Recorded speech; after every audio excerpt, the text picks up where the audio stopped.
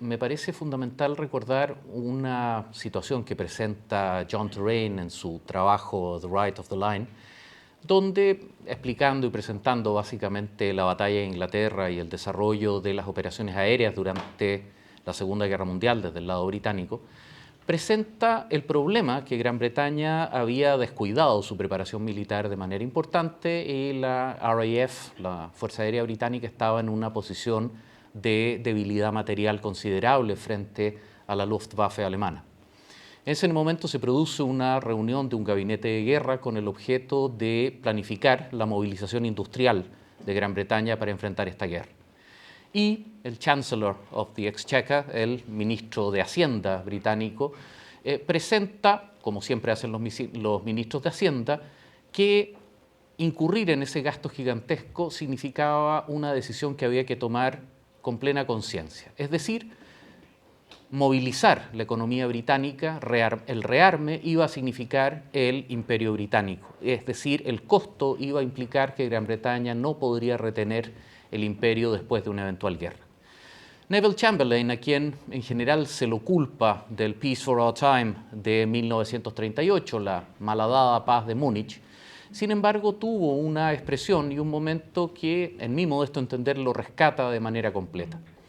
Respondió directamente que puede que perdamos el imperio, pero este imperio ha sido construido sobre una base de valores y visión de mundo que, si no estamos dispuestos a defenderla al costo del propio imperio, entonces no tiene sentido haberlo construido en un primer lugar. Y como el propio Chamberlain menciona en ese momento, there are times when we have to do what is right despite the cost.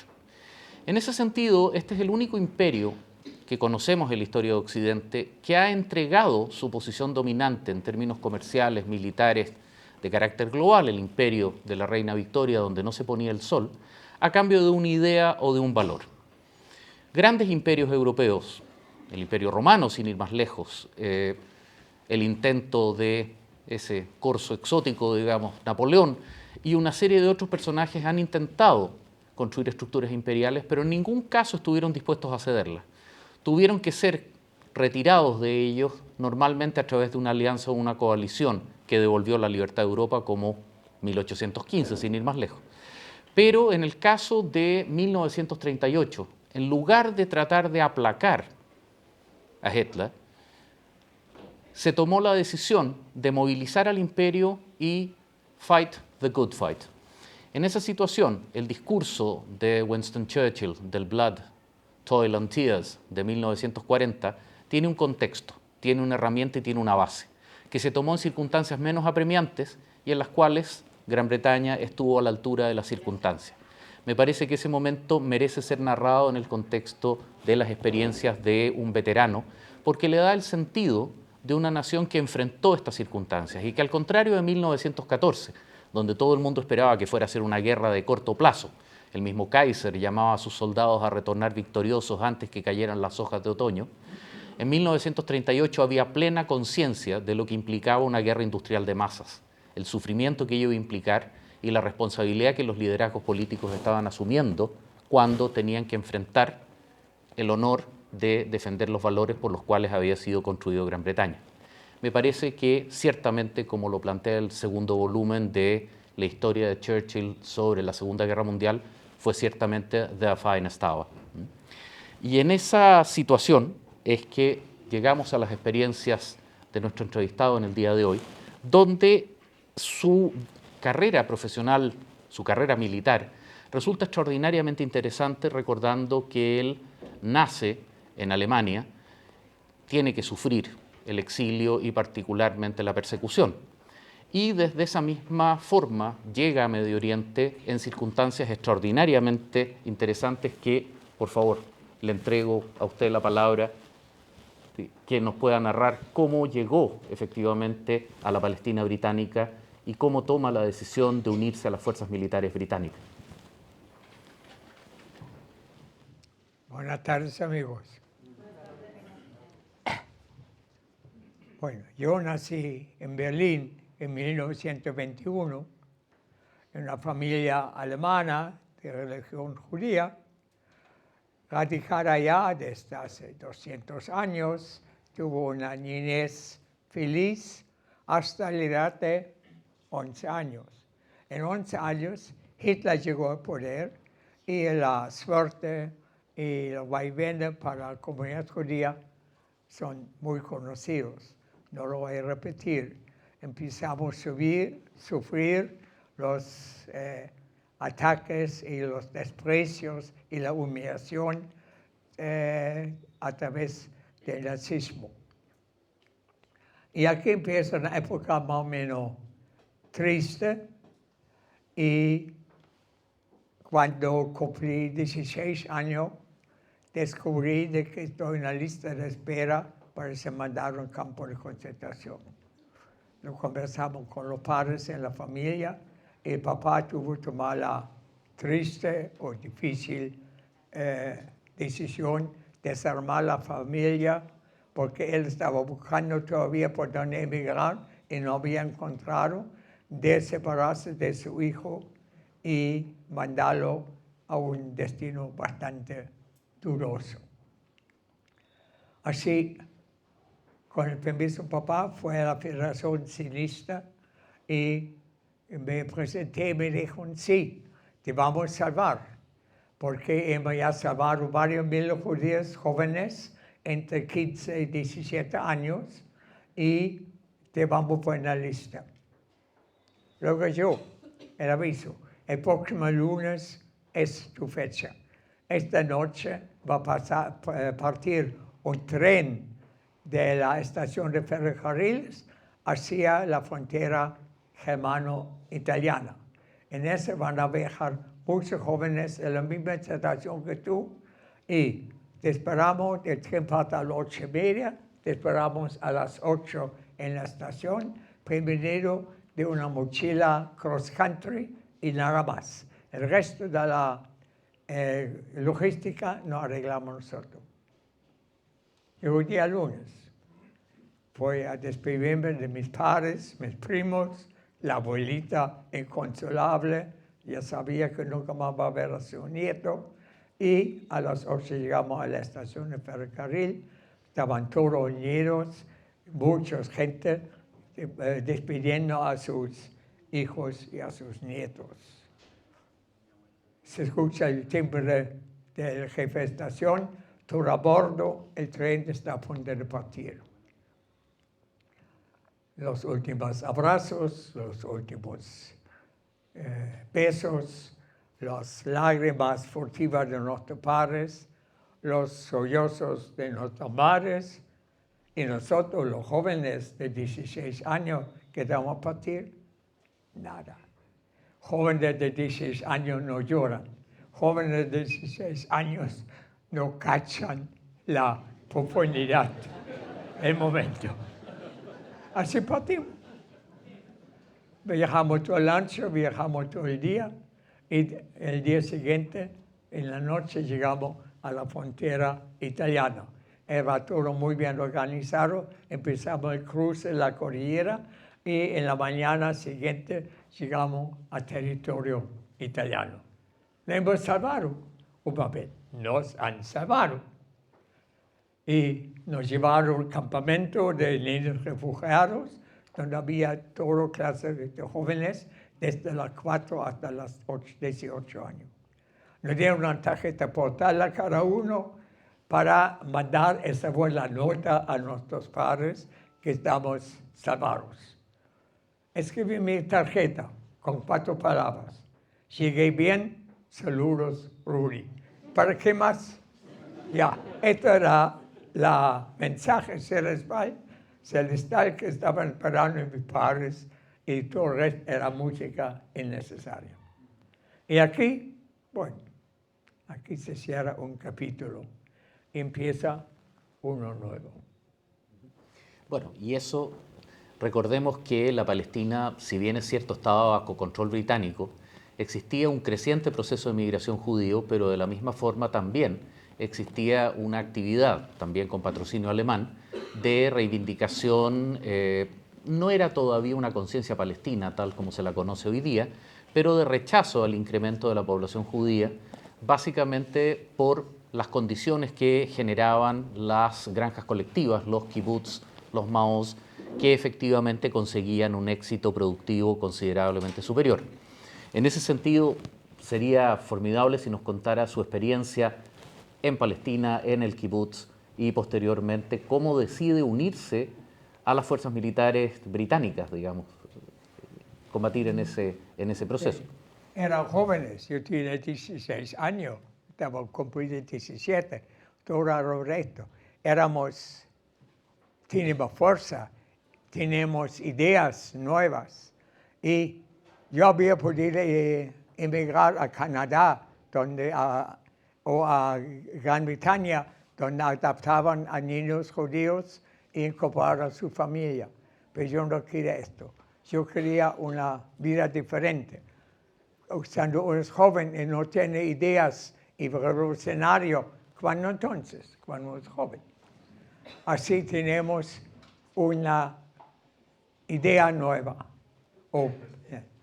Dos cosas. Un órgano nacional judío, en algún momento, no se sabe cuándo. Y del otro es una sociedad más justa. Entonces, esto nos inspiró. Es así nos transformamos de colegiales en pioneros.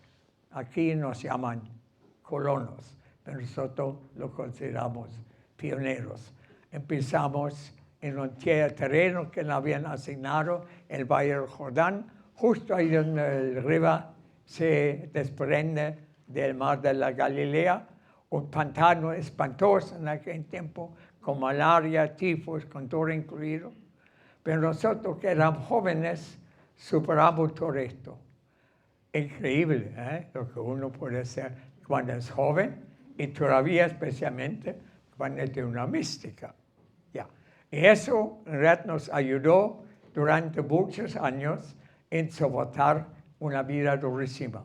Primero vivíamos en carpa, después nos dieron casitas simples de madera y después de 3,5 años construimos la primera casa. La primera casa de ladrillo, con tejas, con la ventana de vidrio, con un piso de baldosa. Era muy simple, pero para nosotros esto era un palacio faraónico. Durante la fiesta del Tejeral bailábamos alrededor de esta casa como nuestros antepasados hace 3,000 años bailaron a través del becerro de oro. Y así avanzamos, lento, pero seguro, hasta 4 años y medio más tarde, viene la gran noticia nueva. Alemania, que ya había conquistado toda Europa, estaba desembarcando en África del Norte. Bueno, recordemos que el Deutsches Afrika-Korps, bajo el mando de Erwin Rommel, originalmente tenía solamente la función de contener el ataque de las fuerzas británicas bajo el general Wavell, que le impidiera básicamente la conquista final de la Tripolitania y la caída completa de la Libia italiana. Sin embargo, la decisión de apoyar a Grecia y a Yugoslavia frente al ataque italiano primero y alemán después, forzó que parte importante de las fuerzas británicas fueran desplegadas a los Balcanes y que las fuerzas italianas pudieran ser reconstruidas y recibieran el apoyo de lo que originalmente era conocido como el Sperrverband de África, es decir, la fuerza de bloqueo africana. Rommel era un oficial comparativamente problemático en el ejército alemán, que había demostrado simultáneamente dotes de mando brillantes en la campaña de Francia, pero también una inclinación a no obedecer las órdenes. Por lo tanto, se lo envió a este teatro de operaciones, digamos, lejano, cosa de no tener que lidiar con su indisciplina en la futura Operación Barbarroja, la invasión a la Unión Soviética. La llegada de inicialmente la 5ª División Ligera, después 21 División Panzer, y después junto con la 15 Panzer, constituirán el Deutsches Afrika-Korps, que generará tantos problemas hasta 1943. Y en esas operaciones es donde Rudy precisamente tiene una serie de anécdotas y aventuras sencillamente formidables que contarles y por favor. cómo se une al ejército británico y cómo desarrolla operaciones en esa campaña. Bueno, los alemanes desembarcaron en África. El ejército británico no estaba preparado, ni cantidad de gente, ni equipo, ni entrenamiento para afrontar una fuerza tan brutal como el África alemán. Y retrocede, y retrocede, y retrocede. Y unos 8 o 9 meses más tarde, de repente está con las espaldas al canal de Suez. Allá el nuevo comandante que nombraron por Churchill, Montgomery, reorganiza el ejército británico y hace un gran llamado, voluntarios para el ejército británico. Bueno, muchos jóvenes, miles y miles, nos sentimos aludidos, levantamos el brazo, nos dan uniforme, nos dan un fusil y nos llevan a un hoyo de mala muerte que se llamaba El Alamein, cerca de la orilla del canal de Suez. Y ahí, bueno, el resto es historia, ¿no? La primera gran batalla después llamado la madre de toda la batalla en África, que ha sido justo en la época también con la batalla de Stalingrado en Rusia, y es el turning point de la Segunda Guerra Mundial. El ejército británico por primera vez se transforma en vencedor y el ejército alemán en derrotado. 9 meses trabajamos entonces como soldados británicos en el desierto. Yo, cuando me levanté, fui incorporado al 3er Batallón de Infantería y serví allá durante 3 meses, primero como soldado y después como sargento comandante de un pelotón. Después de... Oh, perdón, ¿dónde está?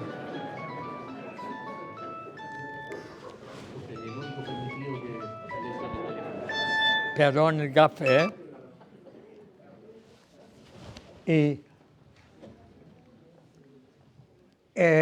de repente un día se me acerca un oficial del ejército y me dice, yo soy del servicio de inteligencia, quiere entrar a nuestras filas, es muy interesante. Y yo tenía 21 años, tenía una idea romántica del servicio de inteligencia, hoteles de 5 estrellas, corbatas de seda italiana, chiquillas despampanantes. Ya. Y dijo sí, porque no sabía lo que me espera. Ya. Bueno, nada de eso ocurrió en la realidad. Nunca me alojé en un hotel más de 2 estrellas, los otros 3 estaban arriba en el cielo. Nunca más tuvo una corbata de cera, apenas el ejército me dio una de algodón. Y la chiquilla pampanante, bueno, arreglamos por una particular. Ya. Así empezamos.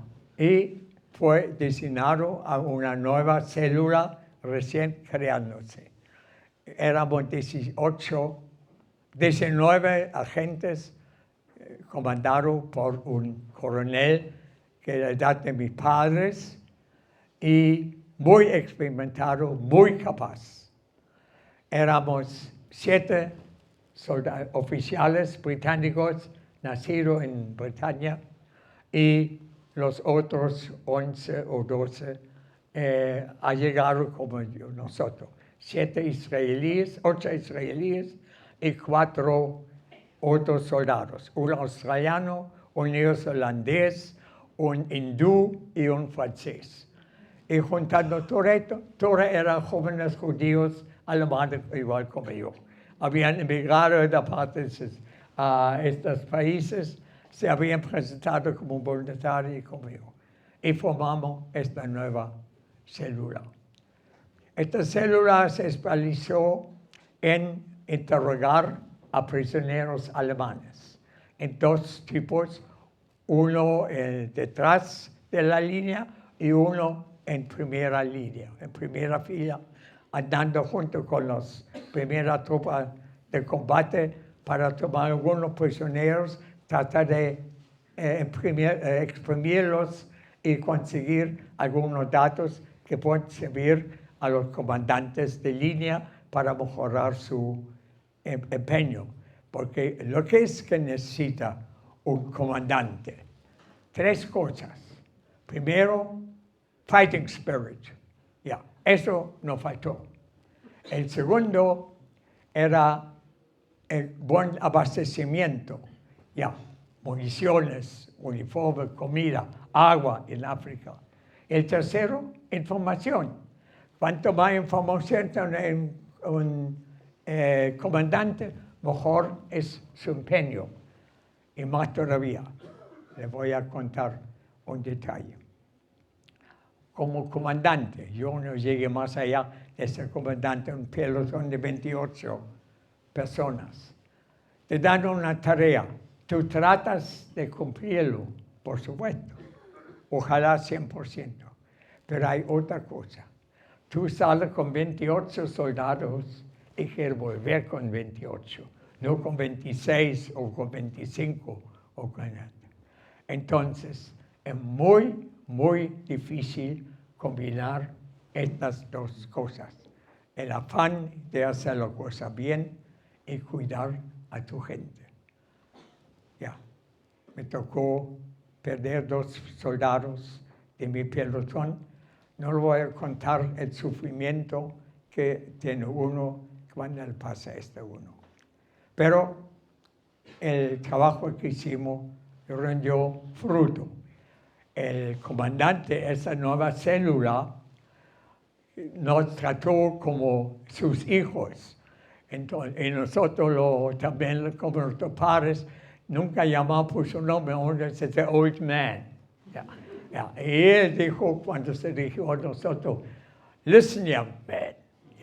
Y cuando dijo, listen, young man, él quería decir alguna cosa muy importante. Y en la recepción dijo, in my unit, él no dijo en este unit, in my unit, you will be witness of history. Así, para bronce. Y, pucha, yo estaba impresionado, yo tengo 21 años y voy a ser testigo de la historia.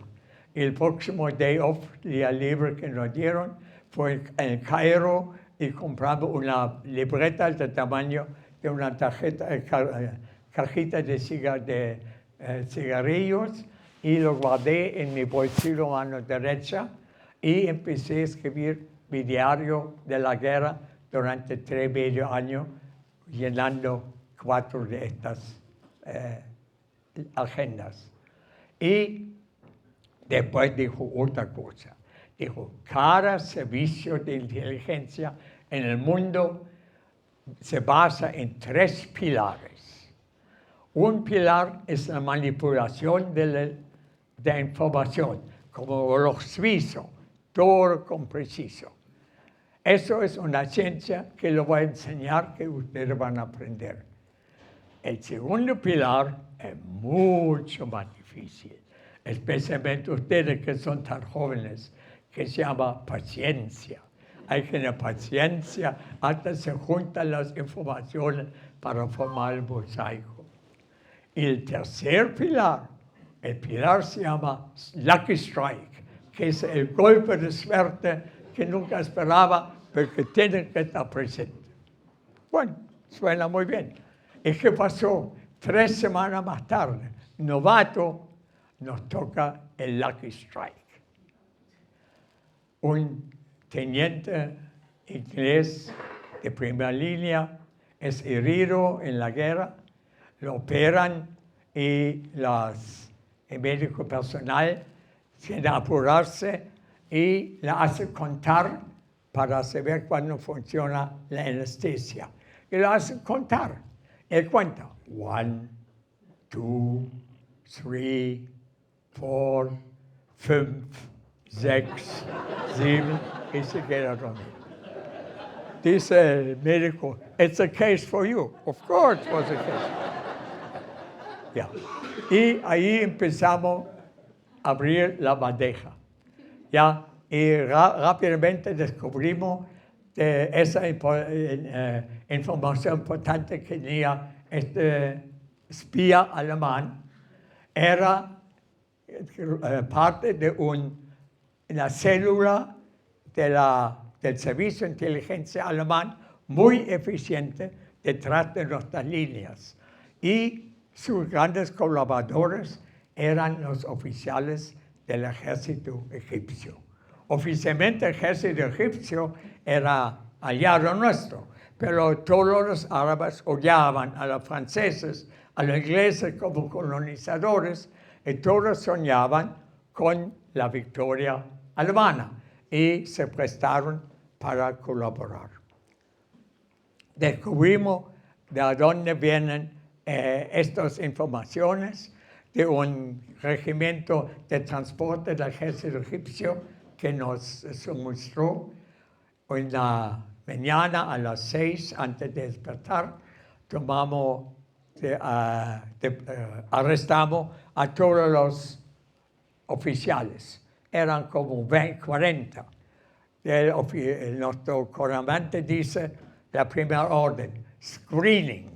¿Qué es screening? Screening es separar los más sospechosos de los menos sospechosos. Ya, separamos 16. Él dice, 8 interrogators to each. Bueno, me designan 2.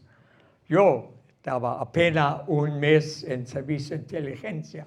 Me sentía que me quedó grande el trabajo. Y eso, amigo Bobby también. Y ahí recordamos los 2, vamos a hacer lo siguiente. Vamos, en lugar que cada una interrogar 2, vamos los 2 cruzar en un cruce cruzado a los 4. Y con eso a lo mejor mejorar un poquito nuestra performance. Y lo hicimos. Y lo entregamos. Claro, yo sé hoy día de que quedamos cortos, eso es sabido. Pero como ya recién había empezado a escribir mis diarios de guerra, anoté los 4 números en esa libreta. Ahora, que lo cuento, 30 años después, hay revolución en Egipto, King Farouk es despachado y asume una junta militar egipcio. Y el comandante de esa junta militar es primero el coronel Naguib, que fue puesto de lado porque no era suficientemente radical, y asumió Nasser. Nasser gobernó el país unos 2 años más o menos, y cuando muere Nasser, un nuevo presidente que se llama Anwar Sadat. Escribe mi amigo Bobby, que vive en Tel Aviv, tiene todavía tus memorias, échalo, es uno de los 4 tipos que interrogamos. Sí, era uno de los 4.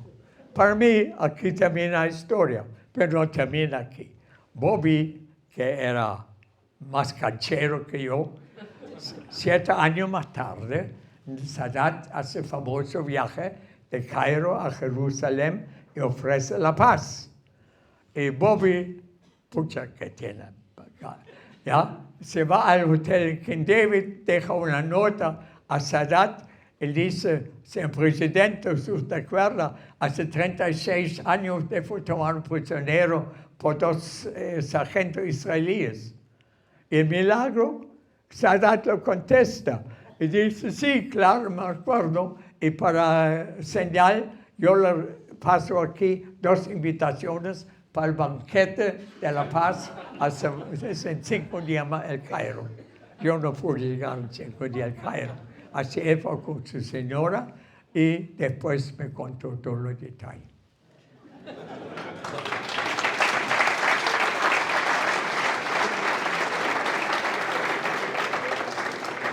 Solo para entregar 3 notas de contexto.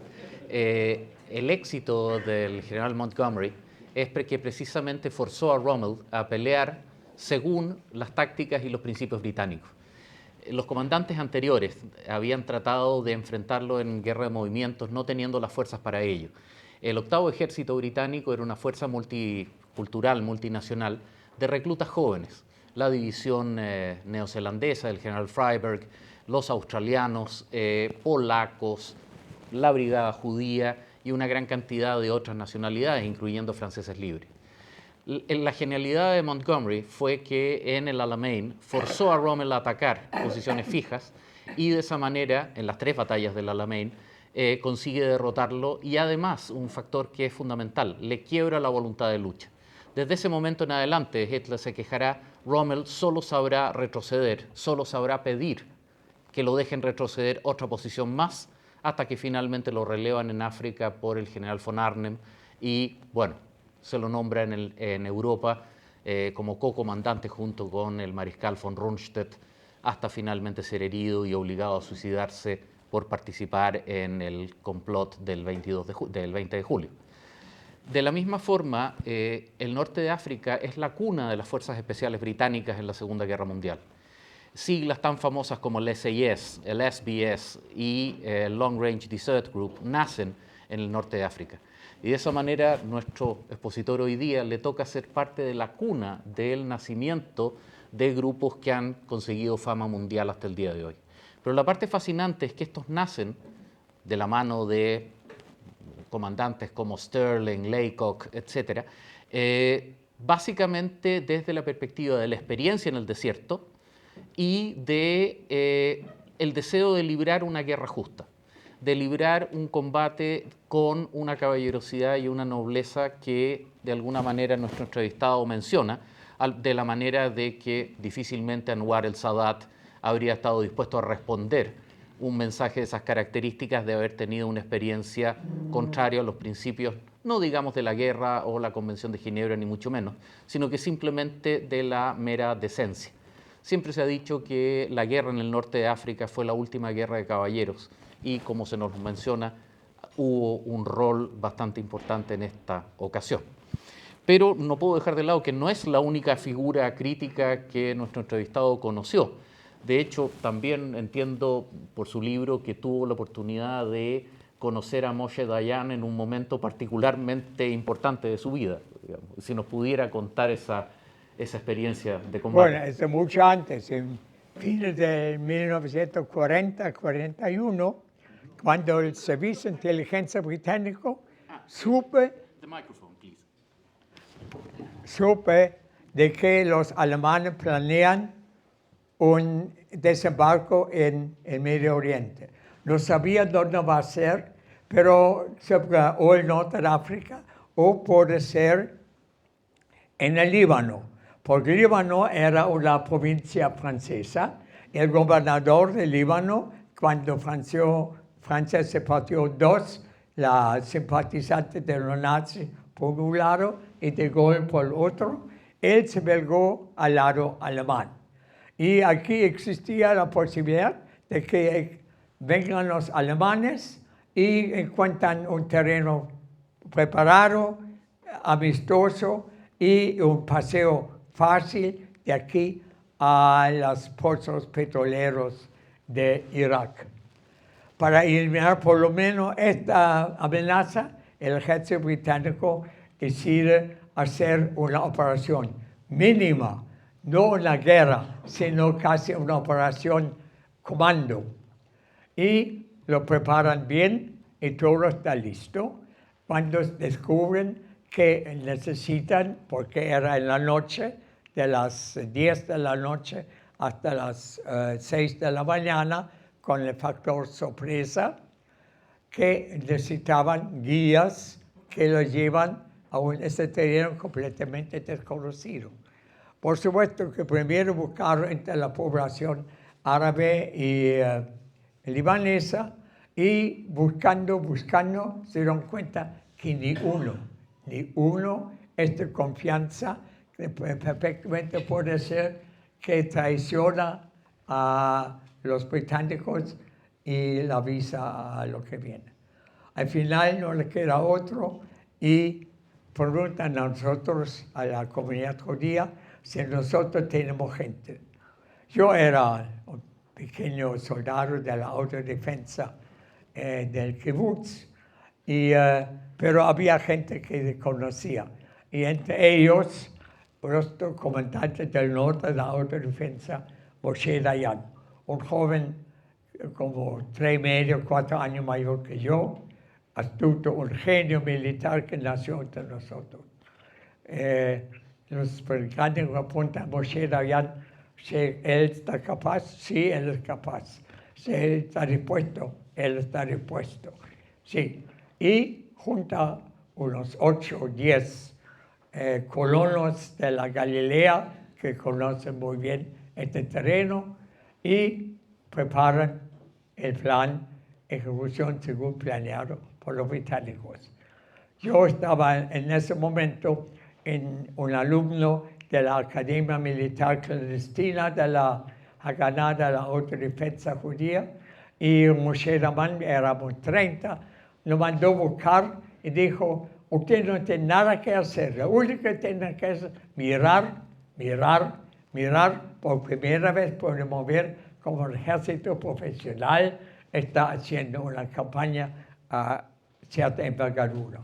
Y ahí fuimos vestidos de paisanos y cortamos un colirio para tener algo en la mano, porque es feo ir con la mano en el bolsillo cuando estás rodeado de soldados.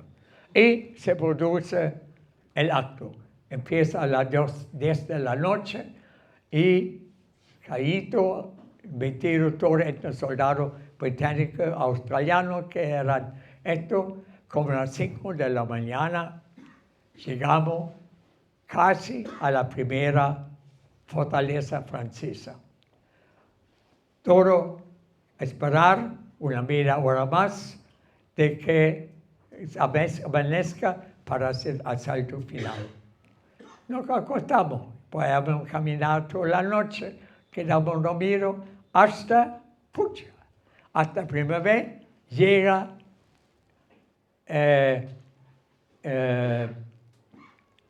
la guerra, el bombardeo de artillería. Nunca hemos visto esto, siempre small arms fire. También los soldados italianos, todos eran novatos. Al suelo, flat like pancake, que nadie quiere los miles y miles de splinters que no hay. Y todos estamos acostados en el suelo, -3. Moshe Dayan y sus 2 lugartenientes corren adelante a una atalaya de la fortaleza para ver esos efectos de la artillería que para él era una novedad. Y a poco metro de él explota un obús. El obús, los prisioneros entran al anteojo de la vista que tenía y le destruyen el ojo. Desde entonces hace esa figura famosa del parche negro en su ojo. Esto fue mi experiencia con Moshe Dayan. Es importante recordar que un coronel británico muy particular, Orgie Wingate, es el coordinador de lo que van a ser conocidas inicialmente como las Night Watch, que son las guardias nocturnas que se formaban para la protección de los kibbutz. Y él también permitió que sus oficiales británicos proveyeran instrucción y se generó un nivel de relación bastante cercana. Orgie Wingate, de hecho, posteriormente será famoso durante las operaciones en Birmania, creando lo que serán conocidos después como los grupos Chindits o las Flying Brigades, que van a ser unidades que se van a insertar en la selva con apoyo aéreo para pelear detrás de las líneas japonesas que van a ser fundamentales para la desarticulación del cuarto ejército japonés, el 14th Corps y el 14th Army del general Slim. Orgie Wingate fallece el año 44 en un accidente aéreo trágicamente, lo que ha significado que su historia en general sea menos conocida que las operaciones regulares de fuerzas especiales británicas en el Mediterráneo, pero que tuvo una relación muy cercana con las narraciones que nos están contando en este momento. De la misma forma, recordar que el OES, el Special Operations Executive, el SOE, que es la matriz sobre la base de la cual funcionaban todos estos grupos de operaciones especiales, va a tener un rol fundamental no solo en la campaña de Noráfrica, sino que también en la campaña italiana. Una campaña que se suponía que nunca debió haberse desarrollado, pero que por un error en el proceso de la búsqueda de paz, los alemanes alcanzan a lanzar la operación Achse, que logra capturar el centro y el norte italiano.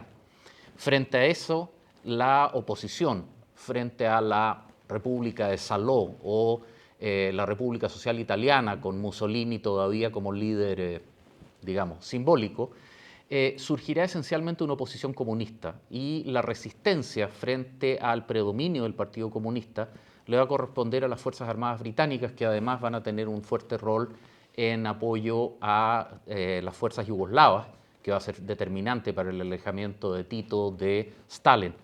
En ese sentido, nuestro entrevistado tiene una participación gigantesca en las operaciones en Italia, y por favor, si nos pudiera contar algunas de sus aventuras, digamos, detrás de las líneas italianas y alemanas en las operaciones en el norte de Italia en los años finales de la guerra. Bueno, vamos a volver a la etapa de guerra. Termina la campaña de África, vienen barcos por cantidades y hacemos el desembarco en Italia. Primero una playa al sur de Nápoles y después una larga campaña, casi 2 años, de Nápoles hasta Venecia, hasta la frontera con Alemania. Era dura, lenta, porque el terreno favorece al defensor. Y otro detalle más, favorece al defensor. Si tú defiendes la casa tuya a 300 kilómetros o a 3.000 kilómetros, no es lo mismo cuando tú la defiendes a 30 kilómetros, porque la cosa cada vez más cerca. Así, a la medida que retrocede el ejército alemán, más duro su reacción, su porfía de ceder terreno. Así, la acción se pone mucho más difícil de lo imaginado. Un día llegamos a la famosa fortaleza de Monte Cassino. No la podemos tomar de frente a pesar de todos los muertos, y el ejército británico decide hacer una operación detrás de las líneas alemanas para, si no se puede tomar de frente, tomarlo por lo menos para atrás.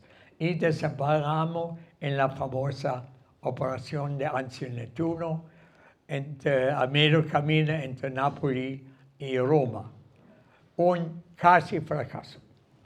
Ya estaba previsto por 17 días, nos fue mal y nos duramos 117 días. Al final llegamos a la puerta de Roma. La silueta de Roma está a la vista. Ya, ¿y qué va a hacer ahora? ¿Qué va a hacer ahora? Porque si vamos a empezar a pelear por Roma, esto va a ser increíble. Un desastre, primero, histórico, porque una ciudad como esta sería triste, y un desastre humano. No hay guerra peor que puerta por puerta o ventana por ventana. Pero allá entra la mano mágica del Papa Pío XII. Papa duro, pero justo lo que necesitaba la Iglesia Católica estos años. Él teje un cuento que él llamó Roma Città Aperta, que es un convenio entre el comando militar alemán y el comando militar aliado. Y consiste en ningún soldado alemán va a estar en los confines de la ciudad de Roma más allá del 3 de junio. Y ningún soldado aliado va a entrar a la ciudad de Roma antes del 4 de junio. Y se cumple al 100%. Roma se salvó y nosotros nos salvamos. Y el 4 de junio a las 5:30 de la mañana empezamos la marcha sobre Roma. Se llamaba la liberación, se llama conquista, liberación, ya, porque fue la primera capital europea para ser liberada. Y todo pasó. En esta operación se conformaron unas 14 comisiones especiales bajo comando de un o dos oficiales de inteligencia para administrar la ciudad de Roma. Una comisión de agua potable, de electricidad, de la cárcel, del cuartel general del Partido Fascista, y todos los puntos neurálgicos. A mí me asignan también un papel, junto con mi amigo Bobby, y se llama Comisión Sanitaria. ¡Puf! No me gusta el hospital con Toretto. Vamos a la pieza al lado donde tenemos la mesa para extender los planos. Y resulta que no era comisión medicinal, era comisión sanitaria. Su papel era cerrar todos los burdeles de Roma. Yo nunca he estado en un burdel en mi vida, ya. Entonces, me quedó un poquito grande la operación, pero lo compraba. Y como a las 4 para las 2 de la tarde, nuestra misión estaba cumplida. Lo único que faltaba era hacer el informe y llevarlo al famoso Hotel Flora, que es el hotel flamante de Roma, el designado para el cuartel general nuevo para el intelligence. El oficial de intelligence tiene un don especial para la vida cómoda. Ya. Así, bueno, me quedaba tiempo, era 4 para las 2. Entonces, pasa lo siguiente, les cuento, amigos. Cada soldado en esta guerra, por el lado alemán y por el lado británico, y también por el lado americano, lleva 2 guerras. Una guerra oficial y la otra su pequeña guerra particular. Ganar el máximo de medallas, o romper el máximo de corazones, o tomarse el máximo de cervezas. Y nosotros, los soldados judíos, teníamos una misión autoimpuesta: salvar vidas judías, aunque sea en último momento. Muy mal nos fue en esto, muy mal. Pero ahora llegamos a Roma, entonces tenía una comunidad grande judía, a lo mejor aquí nos va mejor. Así terminaron esa oficial al 4 para las 2, me fui a la sinagoga principal de Roma para ver si puede hacer algo. Una idea absurda, pero lo hice. Llegué a la sinagoga, una placita chica, y la sinagoga grande, nunca he visto una tan fabulosa como esta, totalmente cerrada, clausurada. Y frente en el portón grande principal, ya veo de lejos una gran mancha blanca. Lo voy para leerlo. Sí, ahí está. Es un aviso en italiano y en alemán. Y dice, primero arriba, en la cabeza, una calavera con los 2 huesos cruzados.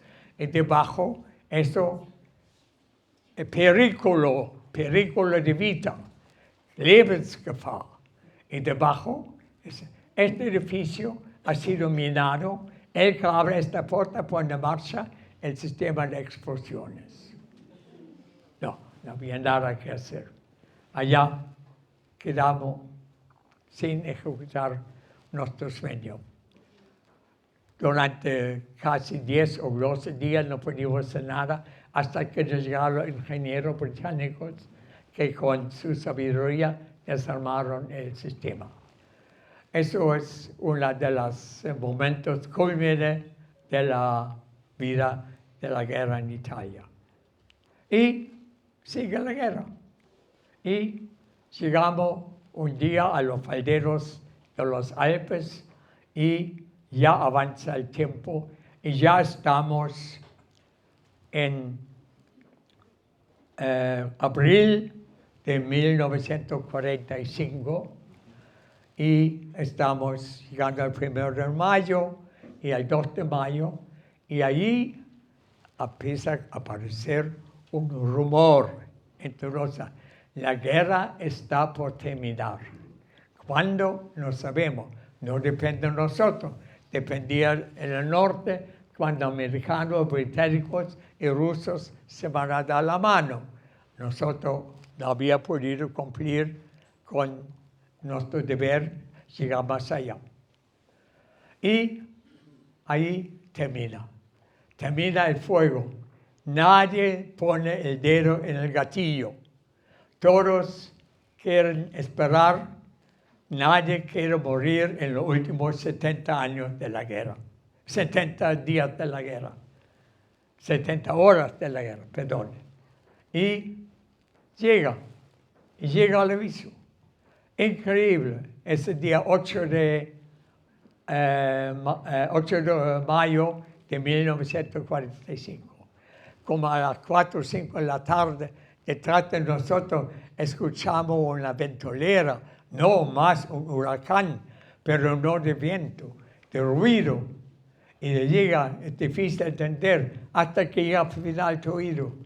Y las palabras mágicas, it's all over. It's all over. Hasta hoy día, amigos, la más linda frase en inglés después de 80 años. It's all over. It was all over.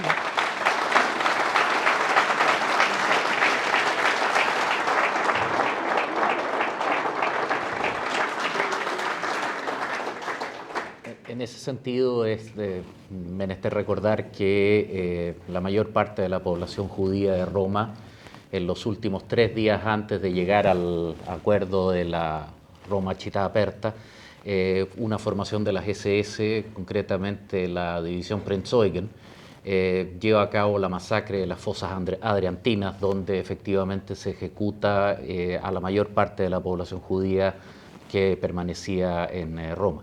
Si bien el régimen fascista italiano en general trató de prevenir dicha condición, ya desde el año 42 en adelante la subordinación italiana al esfuerzo de guerra alemán y particularmente la llegada de las Allgemeine SS y de un Einsatzkommando fue particularmente trágico y representó junto con, digamos, el exterminio que fue llevado a cabo en Hungría, una de las escenas más tristes, digamos, considerando que la muerte se da literalmente en los últimos días antes del final de, digamos, la ocupación en Roma.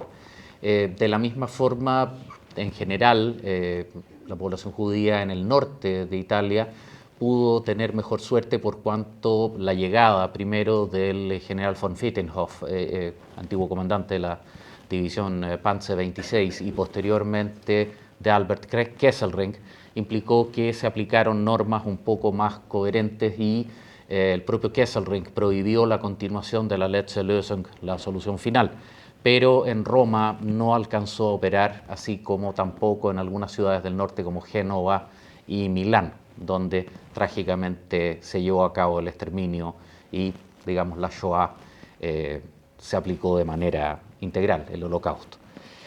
Sin embargo, en una nota un poquitito más de mejores ánimos, entiendo que usted pudo participar en la ceremonia de rendición, donde ocurrieron algunas anécdotas que pueden ayudar a subir un poco el ánimo respecto a una nota tan triste como la que nos contaba hace un momento atrás. Fantástico, Eduardo, los detalles, tú sabes, felicidades. Bueno, la rendición se dio en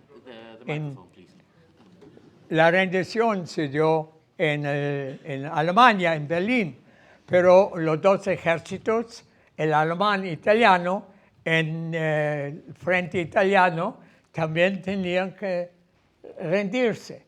Y se decidió 2 ceremoniales, uno cerca de Milano, donde se rendía el ejército alemán, y uno cerca de Udine, del norte de Italia, donde se rendía el ejército fascista italiano, bajo el mando de Rodolfo Graziani, que hasta el último día combatían por su causa. Y el ejército británico organiza la ceremonia de la entrega para el día después. Nosotros estábamos cerca ya y nos encargan de preparar el escenario para esa rendición de cuenta, de rendición de armas.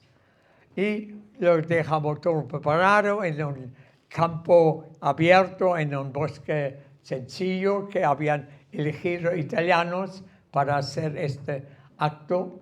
Y pusimos la mesa de 8 metros de largo, buscamos papeles blancos y sábanas para darle cierta ceremonialidad.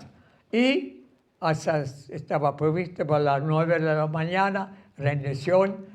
A las 8:30 pues, empieza todo el Big Brass, toda la plana mayor del ejército británico, entre otros nuestro comandante directo, Harold Macmillan, que era el comandante jefe del Intelligence en el Medio Oriente, y más tarde va a ser primer ministro de Inglaterra.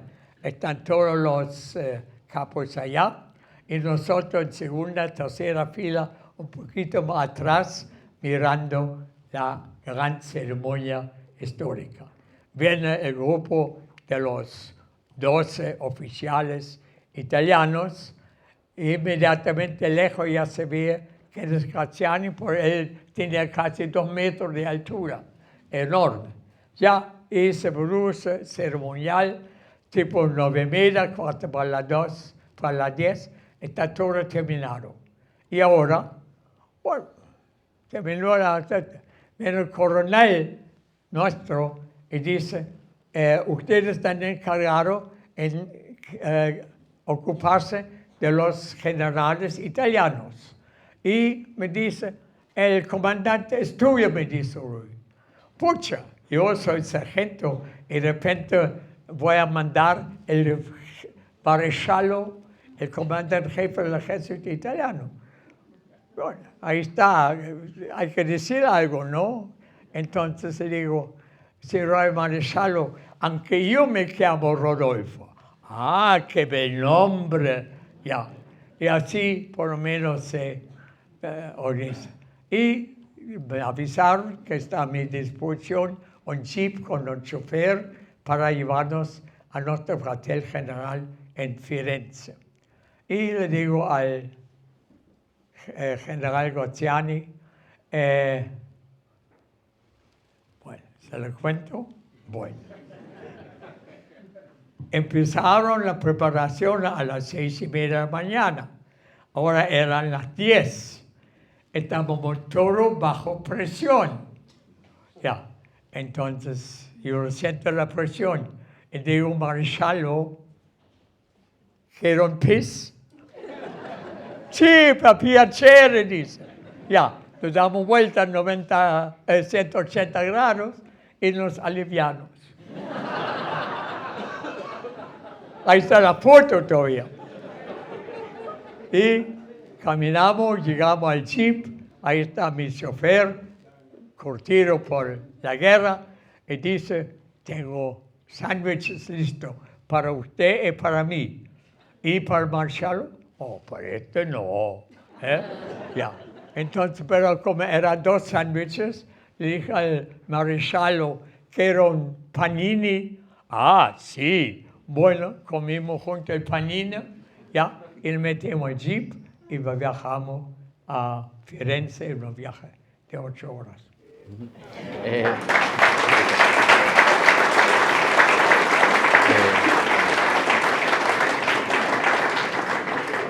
Es importante recordar que Rodolfo Graziani había sido el conquistador de Libia y virrey de Libia bajo el mando de la Italia fascista. Había reprimido a los tuaregs y a los senussi en una campaña particularmente dura. De hecho, hay algunas películas al respecto. Era famoso por tener una imagen y una pinta bastante llamativa, digamos, y era famoso, digamos, por efectivamente su enorme estatura de 2 metros. Fue derrotado duramente durante la fase inicial de la guerra por el general Wavell durante el contexto de la Operación Compass. Casi pierde el norte de África italiana y por eso llega Rommel. Y posteriormente, ya cae en desgracia, pero con el colapso de la Italia fascista y la regeneración del ejército de la República Social Italiana, se le entrega una nueva oportunidad de reconstruir el ejército de la República de Salò, donde efectivamente cumple un rol más bien organizacional, hasta finalmente rendirse en la anécdota que acabamos de escuchar hace un momento atrás, lo cual lo coloca ciertamente en el lugar, en un punto importante de la historia, en términos de que Graziani posteriormente siempre va a hablar de que temía haber sido asesinado, como lo fue Mussolini en Milán, por los partisanos comunistas, por lo tanto estaba extremadamente agradecido de que se hubiese respetado los códigos de la guerra por parte del ejército británico y por lo tanto de la presencia y de su traslado a Florencia precisamente para ser protegido por el Special Operations Executive y no entregado a los partisanos y a los distintos grupos comunistas italianos que lo único que querían era verlo colgar de sus pies, digamos, como le había ocurrido a Mussolini y a Clara Petacci. Con su amante, la Clara Petacci. Exactamente. Y bueno, ahí llega nuevamente el tema. Graziani era famoso por lo mujeriego y por lo tanto también siempre ha quedado la duda, que no preguntaré en esta ocasión, de qué pasó con el verdadero harén de amantes que tenía en el norte de Italia, pero no creo que eso haya sido parte de esta historia, digamos, pero ciertamente fue fascinante. Sin querer abusar demasiado del tiempo que nos queda y sobre todo para no cansar en exceso a nuestro entrevistado, que entiendo tiene un tiempo relativamente limitado, que ya estamos superando relativamente, solo nos queda la pregunta, bueno, podríamos estar todo el día conversando, pero la pregunta de cómo llega a Chile, cómo está entre nosotros, cómo está 80 años después conversando con nosotros de esta vida llena de aventuras que es digna de más que de un libro o de una película de Hollywood. Sí. Cuento, después de mi partida de Berlín, 8 meses más tarde, mis padres sacan el gordo de la lotería, una visa a Chile. Ya, y ya en los primeros meses ya estalló la guerra, pero todavía parten unos 3 barcos en dirección a Valparaíso. Ellos consiguen 3 espacios en uno de los 3 barcos, para mi mamá, para el papá y para mi hermana chica. Y se salvan. Fantástico. Aquí, amigos, les habla un afortunado, no un súper afortunado. Yeah. Porque lo que viene ahora, termina la guerra, todos, especialmente nosotros, los soldados judíos, nos preguntamos qué pasa con la familia que quedó en Alemania. ¿Ya? Nosotros, yo soy una familia chica, éramos en total 13 personas y los salvamos los 4. ¿Y quién más? 1. Todo el resto pereció en Auschwitz, en Bergen-Belsen, en otro. En este momento, los 2, 3 meses después de la guerra, uno básicamente no puede hacer planos porque todavía era soldado británico y durante 15 meses más. Pero yo me fijé la prioridad. Sea como sea, yo voy a llegar, tratar de juntarme de nuevo con mis padres porque hay que empezar todo de nuevo. Somos 4 nada más. Y eso resulta 3 años más tarde, en 1948. Había salido a Alemania en 1938. En 1948 se produce la oportunidad. Me consigo una visa de inmigración. Yo, de Haifa, tomo un barco a Alessandria y de Alessandria a Italia. En Italia voy a Génova, porque Génova tiene el nombre o la fama de ser la capital de la inmigración europea a América Latina. Allí voy al puerto, voy a una agencia, digo, yo quiero comprar un boleto a Valparaíso. ¿A Valparaíso? Aquí no hay ni un barco a Valparaíso. ¿Cómo es eso? Ustedes tienen fama de la capital. Sí, lo somos, pero únicamente Atlántico, no hay Pacífico. Bueno, entonces voy a comprar un boleto a Buenos Aires. Alguna combinación va a existir entre Buenos Aires y Santiago. A Buenos Aires sí. A Buenos Aires hay un barco como 20 por mes. Ya, entonces un boleto. Señor, al lado suyo hay un cuaderno de reserva, usted tiene que hacer una reserva. Ya, ¿y cuánto la reserva? Entre 12 y 14 meses. ¿Cómo 12? Yo no puedo, vence mi visa, yo no tengo capital para pasearme 14 meses por Italia. Esto es la situación, hay 1,5 millones de gente haciendo cola. Bueno, siempre hay alternativas, me la explican y consigo un espacio en el barco que me dicen que va a partir en 27 días más. Y así es. Todos esos 20 barcos que iban, eran todos barcos de carga, dados bajo por el ejército americano después de la guerra, y se llevaron carne congelada de Argentina al continente en hambruna, y vuelven con carne viva, viviente, con inmigrantes al continente nuevo, el continente de las 1001 oportunidades. Así por ejemplo lo vimos nosotros. ¿Ya? Y bueno, llega el barco, desarma, saca su carne congelada en las 4 estivas, arma los camarotes para los inmigrantes y cada camarote con 200, cada estiva con 200 camarotes en 3 pisos, formando un cuadrante, en el medio unos tablones sobre caballetes a modo de comedor, y así viajamos durante 15 días con 1 hora y media de permiso de ir a la única cubierta para ventilar los pulmones. Comer sardinas, sí, pero 800 sardinas felices, sonriendo, porque ese era el gordo de la lotería que no. Bueno, y llegamos a Buenos Aires. En Buenos Aires, bajo el barco, había explicado, tú puedes llegar a Santiago, son 3 viajes en tren, uno de Buenos Aires a Mendoza, una de Mendoza a los Andes, el famoso Transandino, y uno, el viaje último corto, de los Andes a Santiago.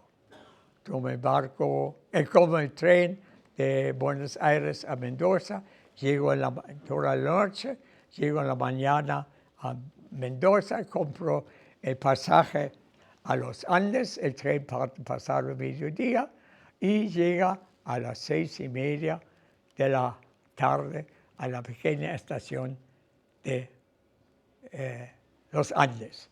En el camino, en la frontera, me recibe un carabinero y un funcionario de aduanas. Mira mi pasaporte británico que me ha dado el ejército como mérito para mi desempeño en la guerra. Y me dice, bienvenido. ¡Pucha! Bienvenido a un inmigrante. Es fabuloso. Fabuloso. No esperaba esto, pero llegó. Y llegó a los Andes. En los Andes compro el boleto en el tren chico, en el tramo corto a Santiago. Y me siento en el asiento, el tren era a punto de partir, en mi mismado, porque pucha, en 2 horas más llego a Santiago. ¿Cómo va a ser esto? Voy a encontrar a mis padres y mi hermana después de 10 años de ausencia. Pero yo no sabía que mis padres querían darnos una sorpresa y llegaron a la estación Los Andes para achicar este encuentro de 10 años en 2 horas. Y no nos reconocimos. Mi padre era un hombre completamente pelo blanco. Mi madre apenas pudo moverse. Y mi hermana, Bueno, mi hermana era una niña de 3 años cuando la vi la última vez, y ahora era una mujer de 23, irreconocible. Y ellos han despedido un colegial de tercero medio, y aquí llega un hombre curtido por la guerra y por la vida.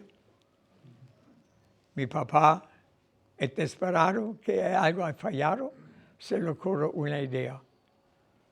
Con ella recorre el tren junto con mi hermana, silbando el silbido familiar que teníamos en Berlín cuando vivíamos todos juntos. Y yo estoy sentado allá, escucho de repente el silbido. Esto no he escuchado 10 años. Esto es familiar, y 2, y 3, y 4 veces, y cada vez más fuerte. ¿De dónde viene? Ahí va, por el pasillo. Camina un señor de pelo blanco con una buena moza. Esto es mi padre, esto debe ser mi hermana. Salto, grito papá, vamos donde la mamá y aquí se produce el reencuentro. Por supuesto, otra vez, lágrimas, besos, ya, pero esta vez las lágrimas de dicha y de fortuna, y no de congoja y de tristeza como era 10 años atrás. Yo creo que hasta aquí llegamos.